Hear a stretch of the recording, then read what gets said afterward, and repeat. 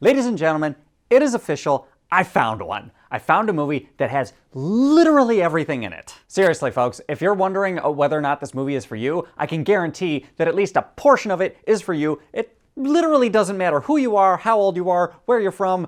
Just there is something in this for everybody because it has literally all the things. Seriously. Now that I've got that out of my system, let's cue the music.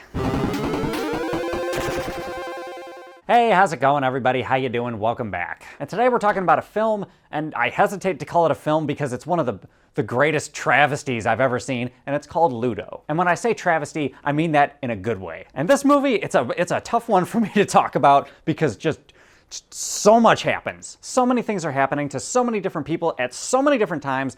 It's a little hard to keep track of, but there's never a shortage of things going on. So if you want your brain to be obscenely overstimulated for at least like 2.5 hours, maybe this movie might be right up your alley. The basic plot of the movie is that there is no plot. There is a series of subplots that kind of commingle together, and that's the best explanation I can give you. I can kind of confirm the genre, though. It is kind of a crime mafia heist film, but there's like kind of romantic drama stuff in there too.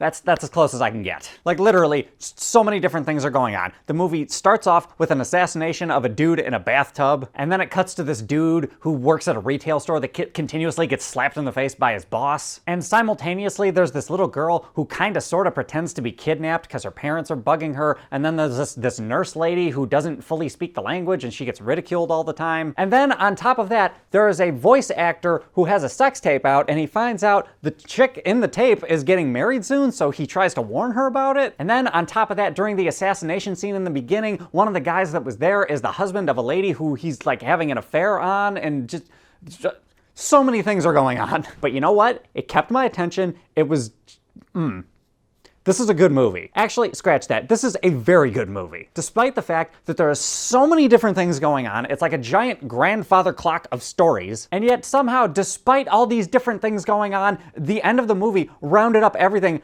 oh so perfectly. Or maybe not even perfect, but just in such an enjoyable fashion that I was wildly satisfied by the time this movie was over. Also, for the record, this is an Indian film, and this is one of the rare occasions where I choose the dubbed version of the movie over the subtitle version, and that's because the movie was so obliviously fast-paced for the first 45 minutes that I couldn't read and watch at the same time. It was just impossible. If I were to compare it to other movies, this is just a giant combination of Snatch, of Lock, Stock, and Two Smoking Barrels, The Princess Bride, Cloud Atlas, Pulp Fiction. I think the only genre that's not covered in this film is probably science fiction. But at the same time, so many wild, wacky, unrealistic things are all comminglingly happening at the same time that it might as well be a science fiction film in and of itself. And I'll be honest, I do watch a lot of foreign films, but I don't like cling to a specific country or anything like that. So I haven't seen a whole lot of Indian movies in my time, but this is by far my favorite. And it's because there's just so much packed into it. The best thing about this movie, for sure, has to be the editing. Because for a movie that's almost 2.5 hours long, and it's also a story that's told way, way, way out of sequence,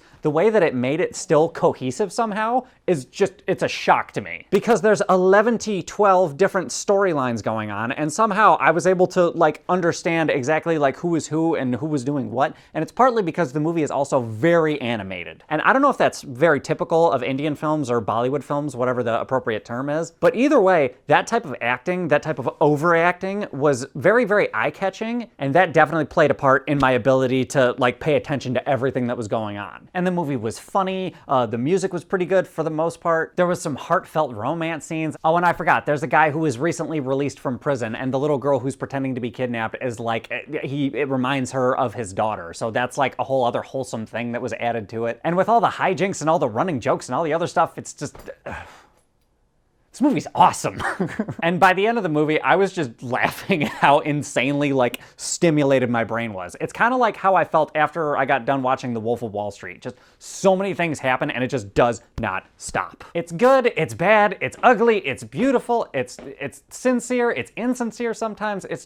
It's a little bit of everything. And although it may not be perfect, it was a wild ride, you guys. So I'm gonna go pretty high for as far as a score overall. Out of 10, I think I'm gonna give this movie a 9.1. I can't guarantee if I watch it again, I'll feel the same, but boy, this movie is real extra. But anyway, guys, those are my thoughts. What are your thoughts? Have you seen this movie? Have you even heard of it? Are you interested in it now? Hop in the comments. Let me know what's up. Other than that, if you like this review, give me a like, subscribe, share, hit the bell, do all that other YouTube-y type of shenanigans, and I will catch you guys next time.